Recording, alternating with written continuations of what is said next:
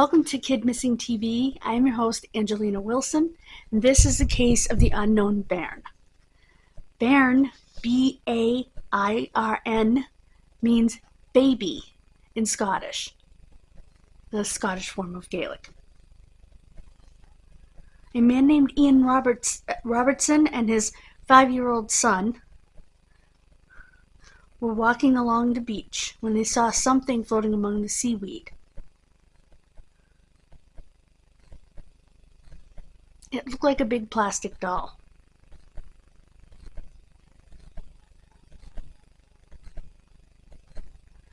So, Mr. Robertson waded out into the very cold North Sea and made a horrifying discovery. This was no plastic doll. This was a human, dead baby. And if you'll pardon me, I have to change your battery. Okay, I'm back. Battery changed. As I said, it was a human baby.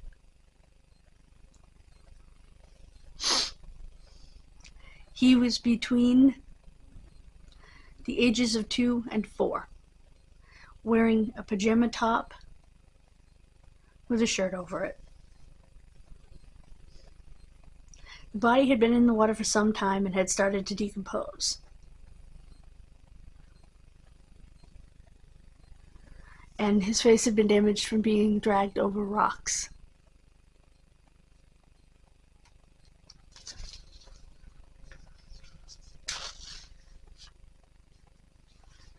As the village postman, he knew that bodies sometimes washed up on the Firth of Tay.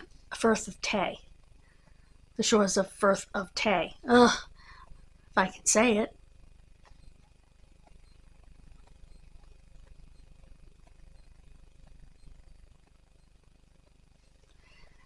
So he thought maybe he fell off a boat, maybe he fell in upriver. But then no one reported the child missing.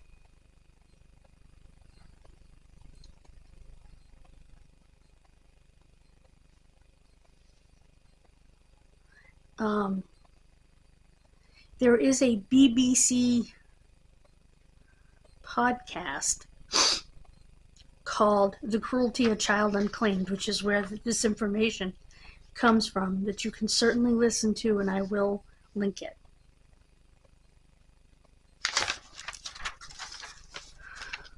This case gets wild.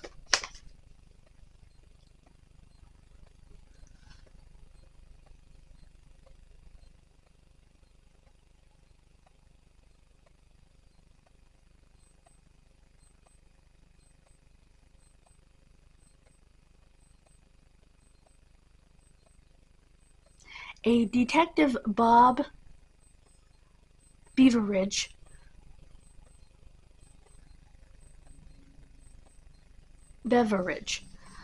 B-E-V-E-R-I-D-G-E,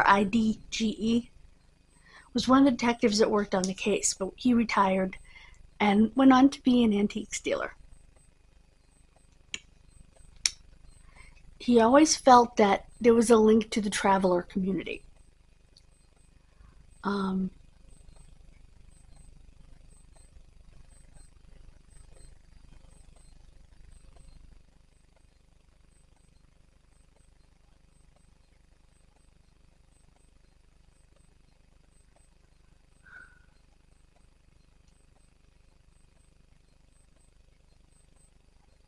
There was a conversation overheard on a bus of a woman crying, moaning, "Oh, my bairn, which again means baby. She was quickly interrupted by her husband, or the person they assumed was her husband, and was told to shut up, you'll get us both to jail. I think they later on figured out that that was not the case.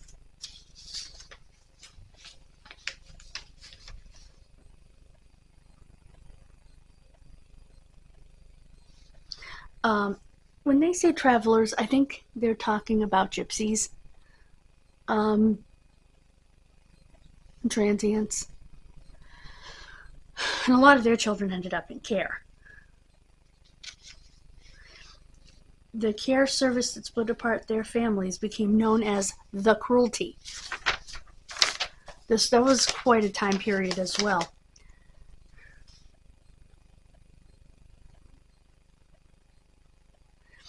They had loving, caring homes, but because they were living a transient lifestyle, living on the road, it was felt that that wasn't okay.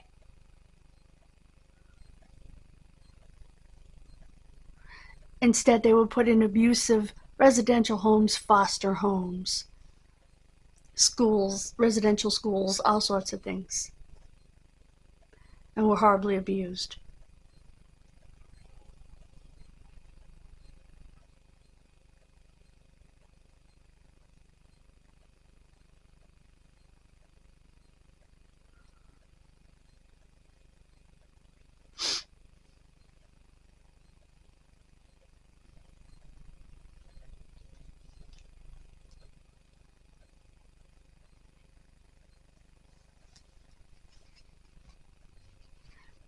There was a boy on a bicycle who died of a motor neuron disease, who was part of a traveler family. His father played the bagpipes.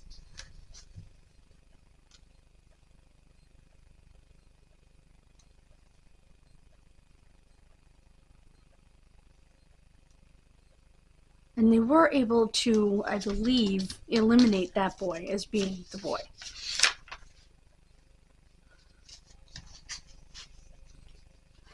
And that's when they were able to find the death certificate and the surname that matched for the boy that died of motor neuron disease, so he couldn't have been their boy.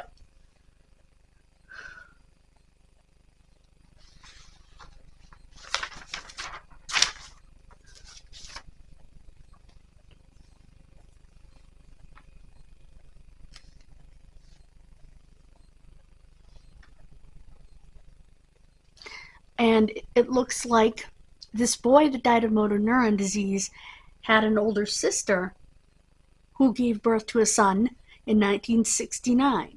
And her boy would have been 2 in May of 1971, the same age as the unknown Bairn.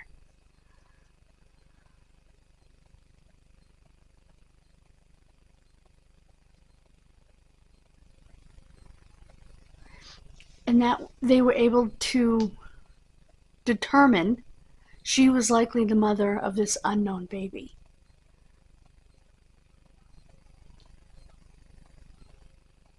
She was still alive at the time of the podcast, but was so ill she was not able to speak.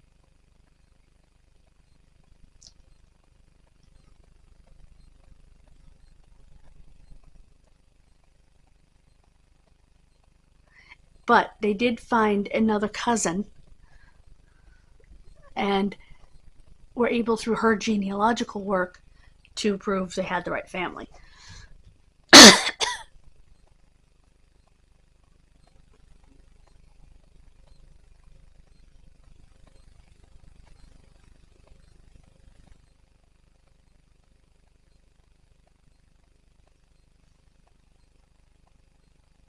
His body was buried in Tayport Cemetery, which overlooks the River Tay, just a mile or so from where his body had been found.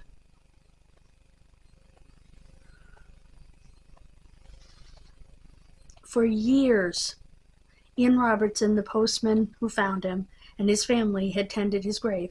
Ian always said his connection with the boy went deep, and he was now a part of his family. When he died in 2007, his family requested he be buried next to the child. Each year, the family held a memorial for the boy at the grave. So, it was that on the 23rd day of May, 2022, 51 years after Ian Robertson had pulled that little boy out of the water,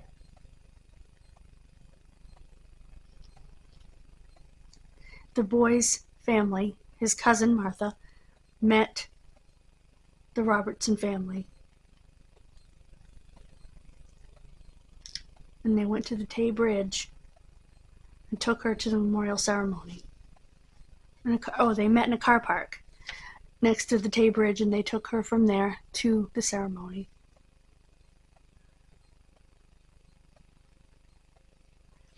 There she met Ian's daughter Avril, his daughter Lynn, and his widow Irene.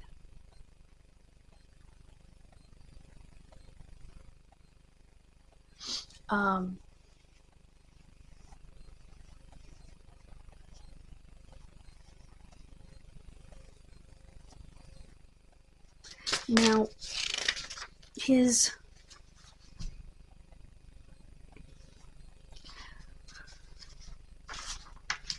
they suspect he died of natural causes.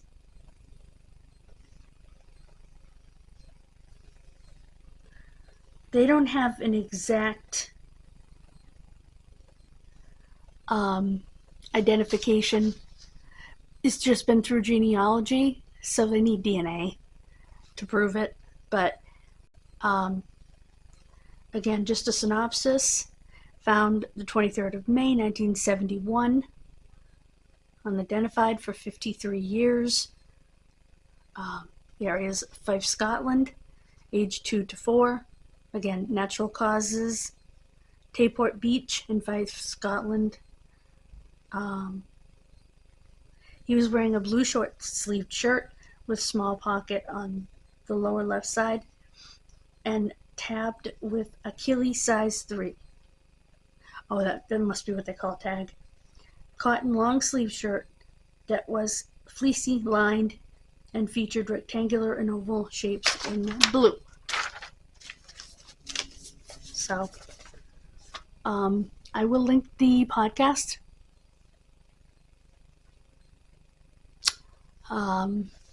Which again is called The Cruelty, A Child Unclaimed.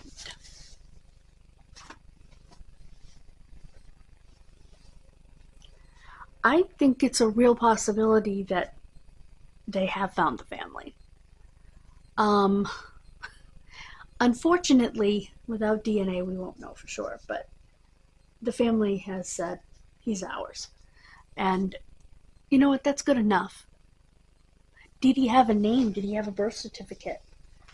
Maybe not, because of, the lifestyle of the family. And I am not saying, okay, that there's anything wrong with that, okay? Truthfully, I have Romanov Gypsy in me, so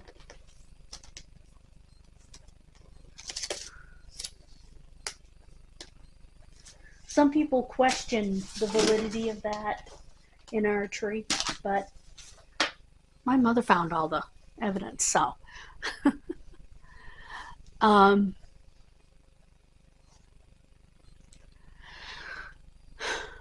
so I get it, in the sense that from reading about these people, I know, and the ones that were actually related to me, these people were put off on the edges of society. They were looked down upon in a way. And it's terrible. Just because you don't understand doesn't mean you should look down upon something. That's just my opinion. You can take it for what it's worth, but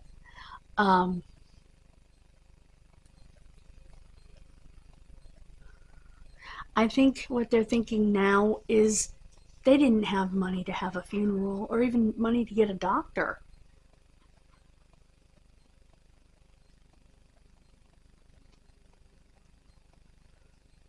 So,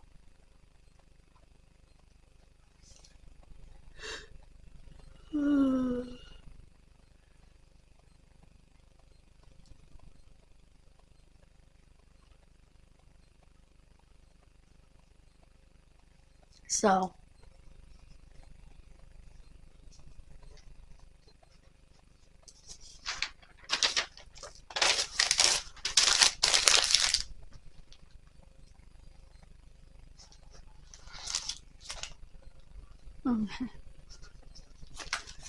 just checking off my list.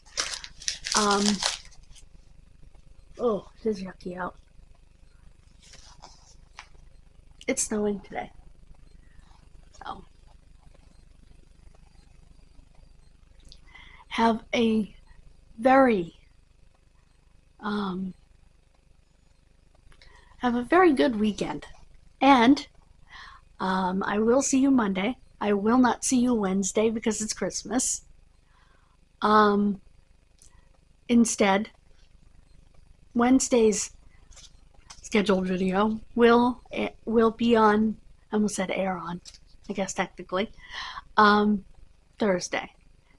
Next week we'll go back to normal schedule because Wednesday's just New Year's Day. So, but I don't think anybody wants to watch a true crime case on Christmas Day, so that's the one holiday we'll skip. And Easter, although Easter's on a Sunday, so I don't generally do cases on Sundays anyway, so for the most part, I don't skip holidays. Except for Christmas. And if Easter fell on one of my filming days, because I am a religious person, so for me that's important. Excuse me. And please subscribe to the other channel, to Punky's World, because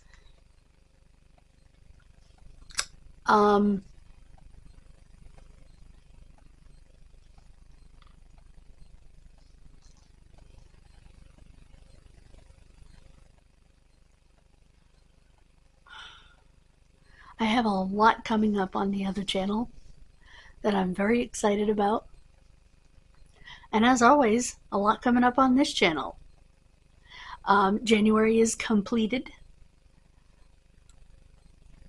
in terms of the writing, in terms of the case list, writing the cases, all of it. It's done.